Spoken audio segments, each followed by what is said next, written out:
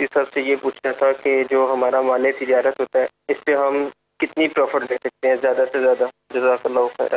کچھ حلقوں کی طرف سے بات پھیلائی گئی ہے کہ نفع کی جناب ایک مقدار ہے اور اس طرح نہیں اس طرح ہے معاملہ۔ بعض جو ہے وہ لوگ جن کے ہاتھ میں قلم ہوتا ہے اور علم نہیں ہوتا، صحیح، تو وہ دین کے معاملے میں بھی جو ہے وہ بے باکی بھی شاید ہوتی ہے، اور جو چاہے لکھ رہے ہوتے ہیں۔ ٹھیک، شریعت مطہرہ نے دونوں کو آزاد رکھا ہے۔ تجارت ترازی طرفین کا نام ہے، باہمی رضامندی کے ساتھ جو طے ہو جائے اس کا نام ہے۔ اوکے، یعنی اللہ اور اس کے رسول عز و جل و صلی اللہ علیہ وسلم کی طرف سے یہ کتنی بڑی آسانی ہے، ماشاء اللہ۔ اب کوئی مقدار بیان کر دی جاتی، کوئی فیصد بیان کر دی جاتی، تو اب جو تجارت کے موسم ہے وہ اوپر نیچے ہوتے رہتے ہیں۔ صحیح، کبھی قحط پڑتا ہے تو کبھی جناب وہ فراوانی ہو جاتی ہے، تو کبھی کیا حالات، تو کبھی کیا، سفر الگ حضر الگ۔ تو شریعت مطہرہ نے، چونکہ یہ تجارت جو ہے وہ انسان کی ضرورتوں کو پورا کرنے کا ایک ذریعہ ہے، ماشاء اللہ، تو جو چیز جتنی اہم ہے وہاں اتنی آسانیاں رکھی گئی ہیں۔ مرحبا۔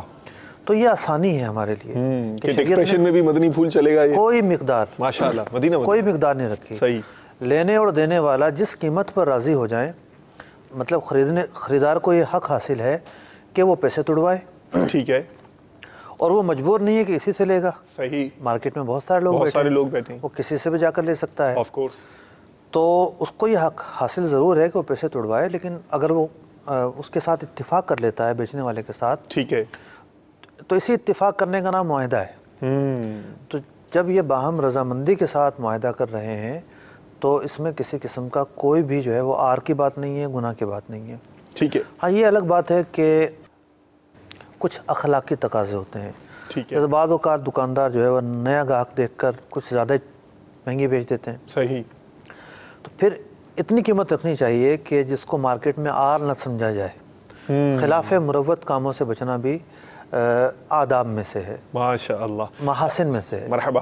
اچھا مفتی صاحب، اس میں یعنی کوئی یہ مدنی پھول بھی عطا فرما دے، اب اس میں بھلے یعنی اب ظاہر ہے کہ کچھ بھی منافع رکھا جائے، تو بھلے اب کچھ بھی چرب زبانی ہو، کوئی بھی انداز ہو، کوئی بھی پریکٹس ہو، زیادہ سے زیادہ ہائی لائٹ کر دیا جائے، مال حرام تو نہیں کہا جائے گا۔ اگر ایک شخص جو ہے وہ 100 روپے کی چیز کے 1000 روپے مانگ لیتا ہے، ٹھیک ہے، تو اسے مال حرام تو نہیں کہیں گے۔ لیکن اب اس میں اب وہ کہے کہ یہ ہے ہی اتنے کی، پڑتی اتنے کی ہے، جو عام طور پہ انداز ہوتے ہیں لبھانے کے، یہ اور چیز ہے۔ اوکے، اگر وہ جھوٹ کو شامل کرتا ہے، دھوکے کو شامل کرتا ہے، تو پھر اس کی تو قواعد موجود ہیں۔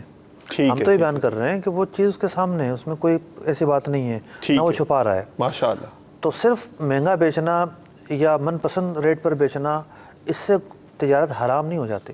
بہت خوب۔ صلو علی الحبیب صلی اللہ تعالی علی محمد۔ مجھے اپنی اور ساری دنیا کے لوگوں کی اصلاح کی کوشش کرنی ہے، انشاءاللہ عز و جل۔